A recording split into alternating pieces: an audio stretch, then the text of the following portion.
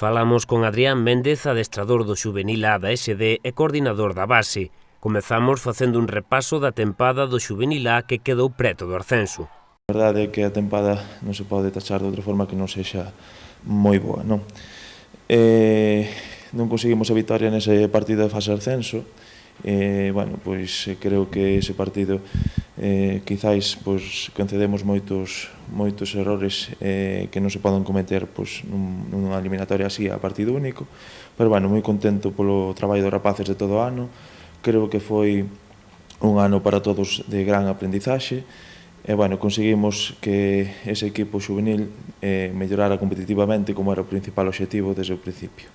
Entonces, moi contento por todos eles, pola temporada que fixeron, e seguro que teñen que estar igualmente orgullosos do traballo, aínda que ao final non se pudera poñer ese pequeno broche de ouro, non?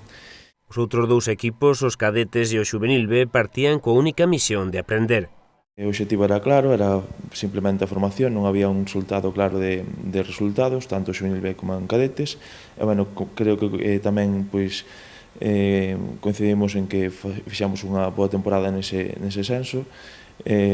O xuvenil B era un equipo de nova creación e quizáis os resultados non premiaron o seu traballo, pero sí que debemos estar tamén tranquilos e contentos que eses rapaces tiveran a oportunidade de seguir xogando ao fútbol, non?